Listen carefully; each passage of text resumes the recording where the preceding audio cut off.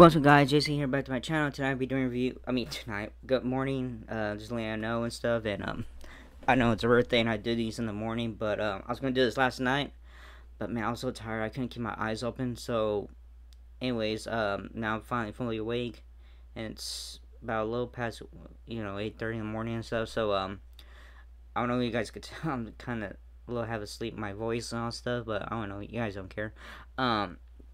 Anyway, so last night was okay with the draft and stuff, and with the first night also with the first night was SmackDown with the draft and all that stuff. So it was okay. It wasn't like it was almost like the same thing. Like people were in the same brand, like Raw and SmackDown mostly, and all that stuff. So yeah. Anyways, it was okay. It wasn't too bad, but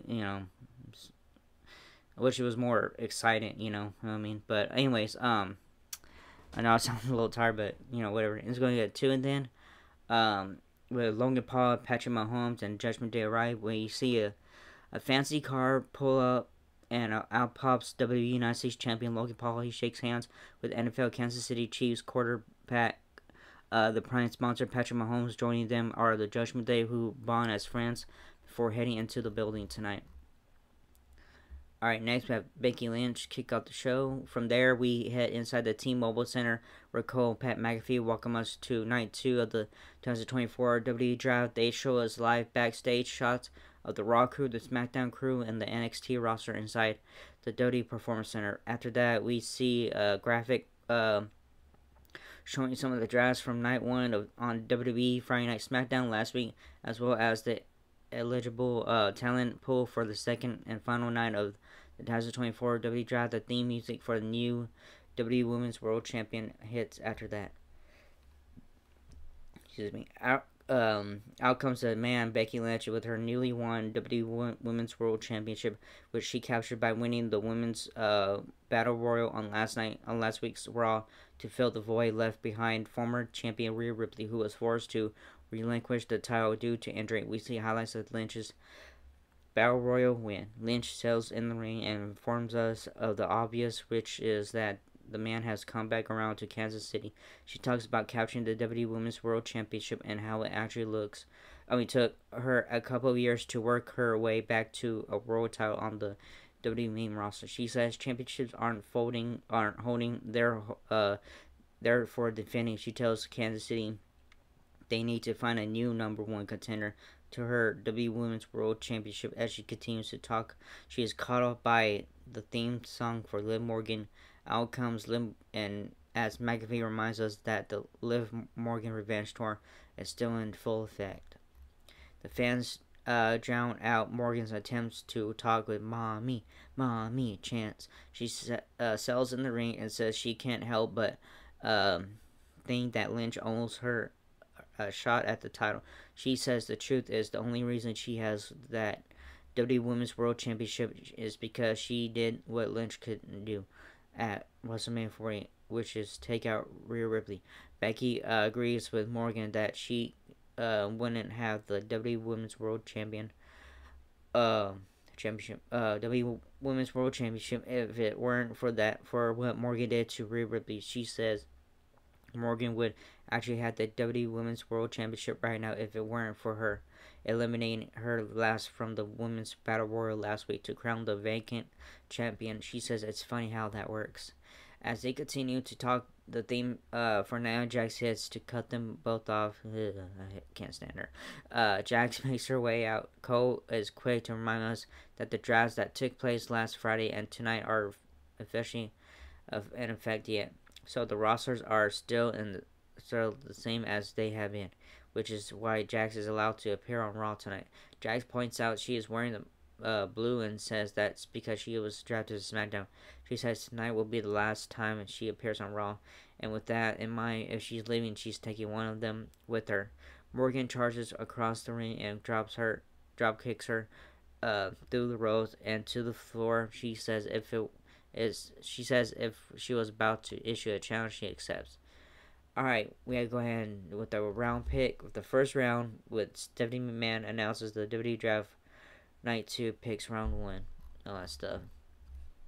Um, that's how the open show segment from this week's Raw show wraps up. We shoot backstage. We see main event Jey Uso walking the halls as Cole hypes his man tag team match alongside Andrade and Ricochet tonight against the Judgment Day trio of WWE World Heavyweight Champion Damian Priest, Finn Balor, and JD. Excuse me, guys. Stephanie McMahon is also shown walking backstage, prompting Cole to remind us that the picks for the second and final night of the 2024 WWE Draft are coming tonight. Starting when we return on that note, we shoot gears and head into our first commercial break of the evening. When we return, Stephanie McMahon's theme hits and how she comes to the WWE Draft podium. The first pick for WWE Raw is announced to be the Imperium duo of Gunther and Louis Kaiser. Cole and McAfee point out the following their attack of Giovanni Vinci last week. Vinci is no longer part of Imperium and does not include in that pick. The next pick, which is the first SmackDown, is Jade Cargill. The next pick for Raw is Damage Control, which includes Io Sky, the Kabuki Warriors duo of Asuka and Kairi Sane, as well as Dakota Kai. And with the final pick of the first round, SmackDown selects with their second pick the prize fighter Kevin Owens. Alright, now we got to the first match right now. After the first round of the night 2 of the 2024 WWE Draft wraps up, a graphic flashes on the screen to show a recap of the first 4 picks for picks 2 for Raw and 2 for SmackDown. From there, we shift gears and get ready for our first match of the evening. The Imperium theme hits and out comes the ring general manager Gunther and Louis Kaiser. As they head to the ring, Cole and McAfee remind us on commentary that following their attack on Vinci last week, they are the only 2 members of Imperium. Now the New Day theme hits next, and out comes Xavier Woods, Kofi Kingston. The bell sounds official overrunning with us with our first match of the evening. As Gunther goes one-on-one against Woods. Early on, we see Woods holding his own, but it isn't long before the record holder for the longest WWE Intercontinental Championship reign of all time shifts the offensive momentum into his favor. Gunther proceeds to settle into a prolonged run and a comfortable offensive lead after leg gets tied up in the ropes. We head into a mid-match commercial break. We return from the break. We see Gunther continuing to dominate the action, focusing much of his attack on the leg of Woods, which was hurt after being tied up in the ropes. Things continue like this until Gunther cranks on a single leg Boston Crab, prompting Kofi Kingston to throw in the towel on Woods' behalf, him giving the win to the ring general manager. The ring general, I'm sorry. So winner is Gunther. All right, now we have we have a second round. Logan Paul and Actual Speed announced 2024 WWE Draft Night 2 picks round 2. Backstage, we see Kathy Kelly standing by with main event Jey Uso. She has, if she feels any pressure, if he feels any pressure of being selected too early in the 2024 draft, he talks about his match tonight alongside Andrade and Ricochet after the Judgment Day. After this wraps up, we head to another commercial break. When we return from the break, we see a touching video package looking at the heroes of the tragedy from the Kansas City Chiefs Super Bowl parade, and we see the young man from the video package in the ring to welcome the crowd to this week's show from before the USA Network broadcast began. Kansas City Chiefs quarterback Patrick Mahomes is shown sitting in the front row. He pounds fists with Pat McAfee at the commentary desk. And then we kick things over to the WWE Draft podium, where WWE United States Champion Logan Paul emerges, accompanied by viral social media star Actual Speed. The two began to announce second round of picks. Going first in the second round to Raw is CM Punk. The fans roar and break out into a CM Punk chant. Paul can't speak because they won't stop, so he acknowledges the chance by saying, "I've got his number."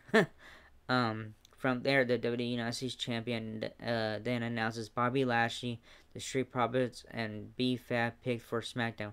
Braun Strowman is picked for Raw in the last pick of round 2. And Tiffany Stratton is picked for SmackDown as the final pick for the blue brand for the second round. Thank goodness, Braun Strowman's back. Once the second round picks for the WWE draft are finished, Logan Paul and IShowSpeed Speed began walking into the ring together. He talks about main event Jey Uso and assures us that Damian Priest will beat Jey Uso when they meet for the WWE World Heavyweight Championship at WWE Backlash France. He says Uso can't win a title on his own since leaving the Bloodline. Logan says he's going to give us a play-by-play. I'm sorry, I can't say that word. Play-by-play what is going to happen at WWE Backlash France. But before he can say anything else, the theme for main event Jey Uso, and out he comes Pat McAfee. As always, feels the yeet and does the wave with the crowd. Uso riles the crowd, getting them to chant yeet after everything. After everything he says, he goes on to threaten Paul, prompting Paul to laugh and ask if little brother Uso is really trying to roast him. He says Uso isn't good on his own and taunts him against about the bloodline. He then says he's tight with his bloodline. As the Judgment Day surround Uso in the ring, he says Finn Balor and JD standing behind Uso while Logan and Paul and IShowSpeed stand in front of him. Uso starts swinging at anything in reaching distance, but ultimately the numbers disadvantage and is too much. Paul heads out to the crowd and brawls 3 of Patrick Mahomes' NFL Super Bowl rings. He puts him on and heads in the ring to knock out main event Jey Uso, but Uso ducks and Paul decks Uso, and then the theme for Braun Strowman hits. Out comes the Monster Among Men, finally. And his surprise, WWE return appearance, Strowman hits the ring to make the save. Strowman then heads out and confronts Mahomes in the front row. Uso heads over and stops him and urges him to let it go and be cool. The two head up the ramp together as the crowd gives them a big word to end the segment. That was the only thing that was good about that. Braun Strowman being back. Next up, backstage we see the WWE World Heavyweight Championship. WWE World Tag Team Champions R-Truth, and The Miz banter back and forth, with Truth being confused and thinking he was at the NFL draft tonight, which was last week. This past week. NFL draft tonight. And Miz clears up that and then asks Truth about something he heard about them having a title defense tonight. Out comes Chad Gable, who makes a crack about Truth to Miz. After Truth walks away, Miz does off his old heel catchphrase, really? Miz walks off. Chad Gable turns around and is immediately knocked out by a super kick from someone standing off camera. The camera pans over and shows Sami Zayn. We had to break. Alright, next match is WWE Intercontinental Championship match. Sami Zayn, who is the champion, versus Big Bronson Reed. As we saw back in from the break, we see Kathy Kelly backstage with WWE NXT commentator and WWE Hall of Fame legend Booker T. She asks him for his thoughts on the picks and night 2 of the Tesseract for WWE Draft. This part prompting him to speak kindly about CM Punk. This brings in Drew McIntyre, who flips Booker's old catchphrase on him by saying, "You didn't say that. Tell me you did not just say that." McIntyre tells Booker he's changed. He says he was here back in the day with Booker T and CM Punk. He knows how Booker really feels about Punk. Back inside the T-Mobile Center, the theme for the WWE Intercontinental Champion Sami Zayn hits, and out he comes for the latest defense of his title. He sells inside the square circle, and his catchy has 2 and dies down. The theme for his opponent hits. Out comes Big Bronson Reed. The bell sounds, and off we go. We see Zayn start off strong, but Reed ends up using his size and strength to take over. On that note, we should gears and head to a mid-match commercial break as the action continues. When we return, we see Reed still punching Zayn. Zayn fights back and connects with his helluva kick in the corner. Before he can get the pin, however, he is attacked from behind by Chad Gable. Gable, with help from Reed, begin a savage 2-on-1 beatdown of the IC champ. Gable grabs the belt and holds it high in the air. As Zayn is laid out, Reed attacks Gable from behind. He raises the IC title up as fans boo. So winner via disqualification, Sami Zayn. Next up, round 3 with JBL, Ron Simmons for the draft. We return for a break. We see Via Page looking at WWE Superstar Kiana James being drafted to the WWE main roster as part of Night 1 of the 2024 WWE Draft this past Friday night on SmackDown. A post from her X account is shown on the screen announcing she will be on Raw tonight.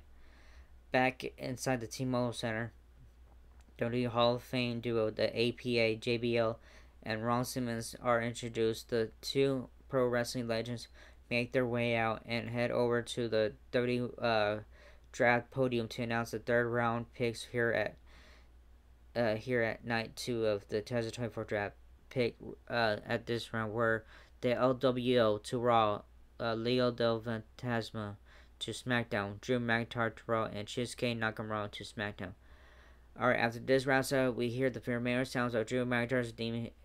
Out comes the Scottish Warrior with a microphone in hand. He talks his usual trash about CM Punk taunting him for getting an injury and staying at home with his feet up, collecting his big checks. He says, unlike Punk, he's injured, but still here tonight. As he continues talking, we hear the sounds of CM Punk's theme music. McIntyre looks towards the entrance area, but no one comes out. Eventually, we hear Punk's voice, but we still don't see him. The camera pans and shows an ear-to-ear smiling Punk in the sky. Punk says he's not home. He's not at home with his feet up. He's here in the T-Mobile Center. You stupid bitch, or little bitch, he said. McIntyre drops his mic and storms out of the ring in a huff, quickly heading to the back as Cole and McAfee speculate he is on a mission to find Punk. Yep. Oh man, next match is Maxine Dupree versus Candice LeRae. We shoot backstage where we see Maxine Dupree happy about her performance last week. Chad Gable is annoyed and yells at Dupree, asks if she wants a performance ribbon for trying. He then demands that they go out there and win him some championships. On that note, we head to another commercial break. As we return from the commercial, we see Sheamus catching up with Braun Breaker backstage. Sheamus tells Breaker he reminds him of a younger version of himself. As he continues talking, we see McIntyre quickly walk through the camera shot, still in search of CM Punk. Sheamus is distracted by this and head off. Back inside the arena, the Alpha Academy theme music hits, and out comes Maxine Dupree for our next match of the inning. She sells inside the square circle, and her music wraps up. Her opponent, Candice LeRae, also sells in the ring, and the bell sounds to get us started. We see Dupree do well, but after a distraction, LeRae gets the win. So the winner is Candice LeRae. That was not a good match at all. That was like a short, slow-ass match. And the fans were dead around during that time, during that match. Okay. We see footage of Santos Escobar revealing his security camera last week on SmackDown to Rey Mysterio, revealing it was actually Carlito who attacked Draguli. We return live backstage, and Kathy Kelly is standing by with Rey, and LW Rey assures her he is not done with Carlito. After what he saw last week, out walks Dominic Mysterio, who tries taunting his pops, only for the WWE Hall of Fame legend to make some cracks about Dom's dirty Sanchez mustache. Dirty Dom walks off in a huff as we shift gears into commercial break. Yeah, I don't need to say that much, man. It looks fucking Alright, anyways, when we return, we see promotion for this week's WWE Backlash fans media event, which is free and open to the public. Backstage, we see Drew McIntyre has made his way to the Skybox area of the T-Mobile Center. Someone tells him which door to check. He opens it only to find an autograph photo of Punk waiting for him just as Punk steam hits, and he sees him way down below from the skybox, making his way out through the regular entrance area to the ring without an arm brace on. Punk said he loves Kansas City and the people who inhabit it, so he didn't want to waste their time. Punk said he wanted to do his thing unless time with McIntyre was world champion, which means he has just over 5 minutes. Punk told McAfee to time him. Punk sat down cross-legged in the middle of the ring. Punk said McIntyre prayed for him to get hurt, so he thinks it's good that he injured McIntyre. He said McIntyre is only good for tweeting, and that's why he was drafted before McIntyre. Punk said he's not out for revenge, but McIntyre has given him purpose. Punk said he was drafted before McIntyre due to simple wrestling economics. Punk said he's the best in the world in the ring, on the mic, and even on commentary. Punk said no offense to McIntyre and Co. That's me. Anyways, the best in the world goes on to say that hope things happens, whereas winners actually make things happen themselves. He said that once he's medically cleared, he will make McIntyre's life a miserable hell. Punk's music played to wrap up the segment as McIntyre stares daggers at Punk from the skybox. Alright, we have a fourth round coming up. Tay Long and Alundra Blaze for the draft. So excuse me about that. The theme for former longtime SmackDown general manager and WWE Hall of Fame legend Tay Long. He comes with former WWE Women's Champion and fellow WWE Hall of Fame legend Alundra Blaze, aka Medusa. CM Punk walked up and hugged Long and Blaze before the two began for round four of the draft. Round four for the draft. Anyways, the first pick of the fourth round sees the Judgment Day group consisting of Finn Balor, Dominic Mysterio, and JD McDonough. Being selected by Raw, Cole McAfee pointed out that as WWE World Heavyweight Champion, Damian Priest wasn't included. Naomi is picked by SmackDown. Ilya Dragunov is drafted to Raw. Chelsea Green and Piper Niven to SmackDown. Ilya Dragunov was shown with WWE Hall of Fame legend WWE NXT executive Shawn Michaels, the Heartbreak Kid, handing him a Raw baseball cap, and Dragunov did his pose into the camera, and the rest of the NXT roster applauded him inside the WPC in the background. Alright, next match is Liv Morgan versus Nia Jax. The theme for Liv Morgan hits out. She comes to continue her Liv Morgan revenge tour, as she will be in action in our next match of the evening. Her opponent, Nia Jax, emerges from back and heads to the ring next. The bell sounds, and we're officially off the ring with this one. Jax tossed Morgan to the mat twice and then knocked her down with the shoulder block. Jax grabbed Morgan's leg and slammed her knee onto the mat. Jax tossed across the ring and then played it to the crowd for heat. Morgan comes back with a setup as a Yuri.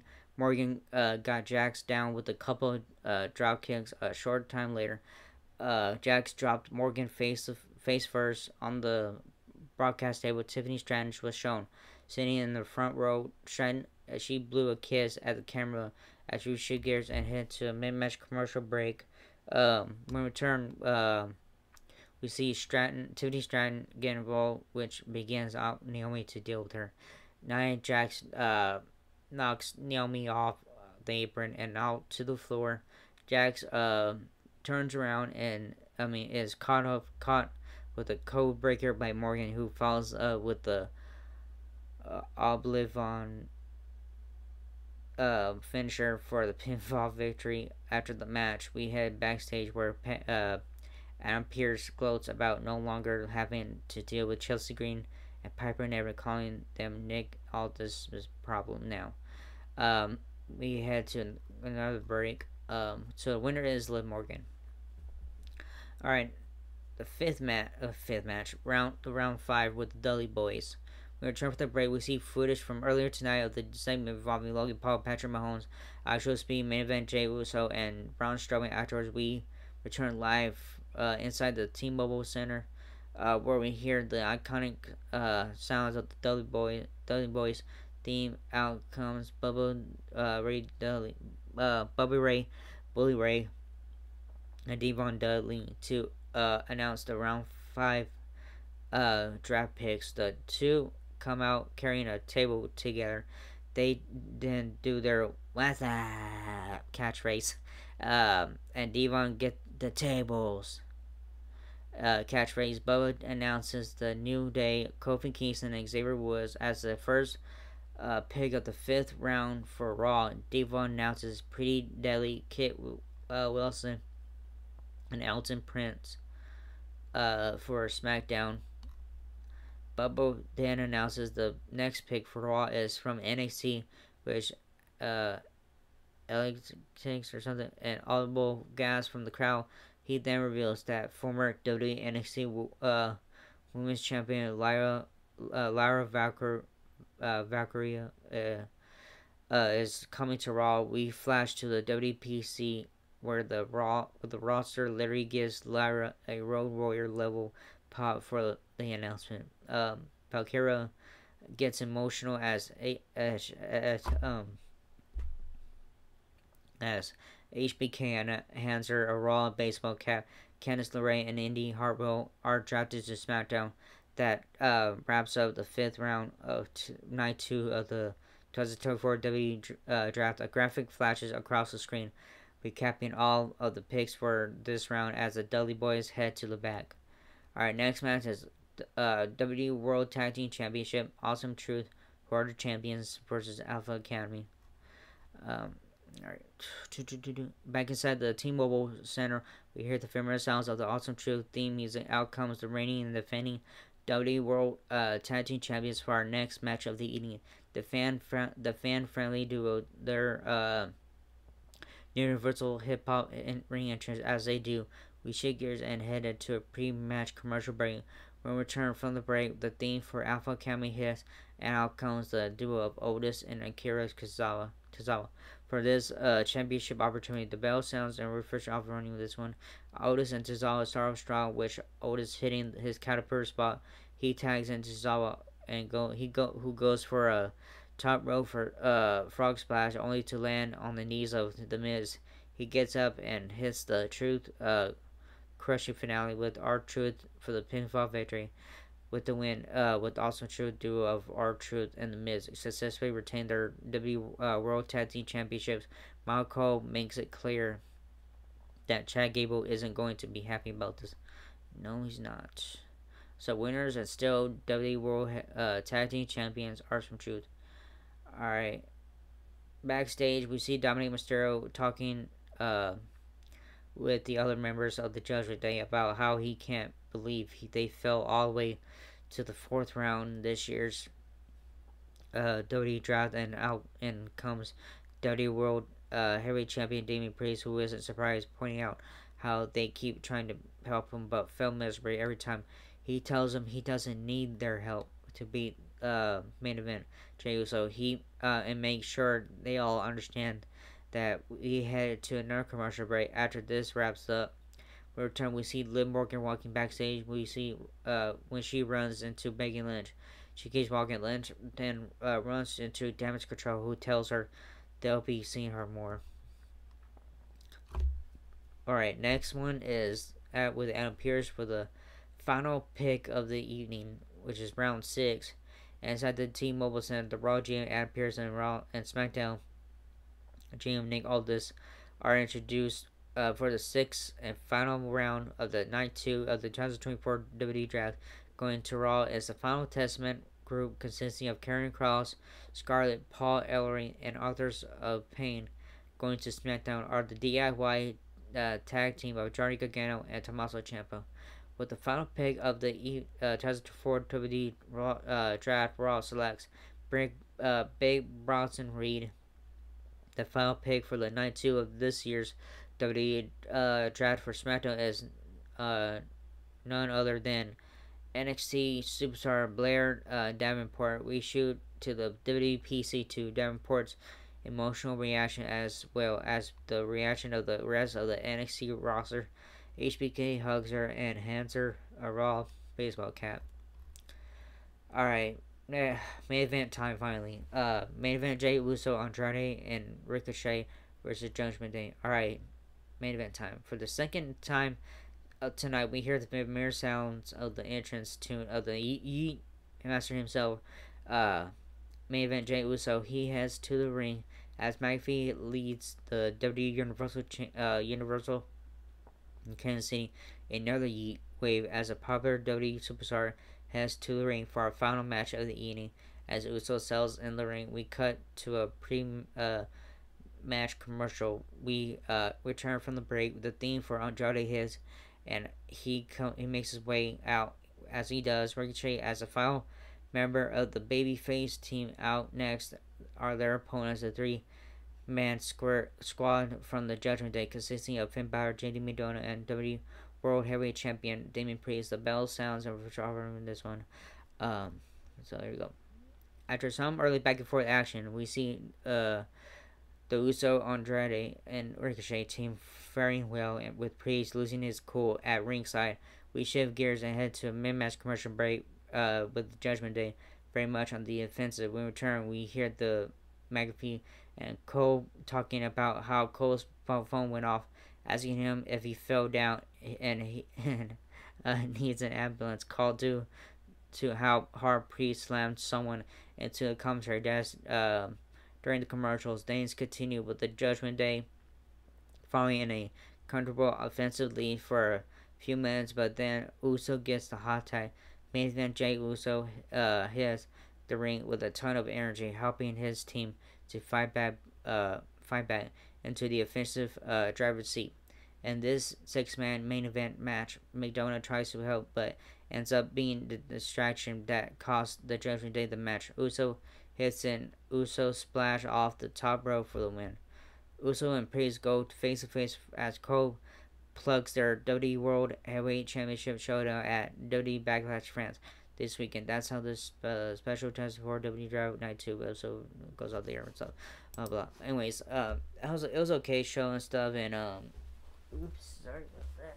Anyways, anyway, it was good. It was okay show and stuff, but it wasn't like yeah or nothing. But the only thing that was good was Braun Strowman returning and stuff, and that was it. So that was a good thing right there. So, anyways, I know I'm kind of like my voice. I know I guess could tell I'm still like I took a shower before I made this video and stuff. So, anyways, that I hope you guys had a good morning or good night wherever you guys are from and stuff. But anyways, that was it, and I'll see y'all in the next video. Laters.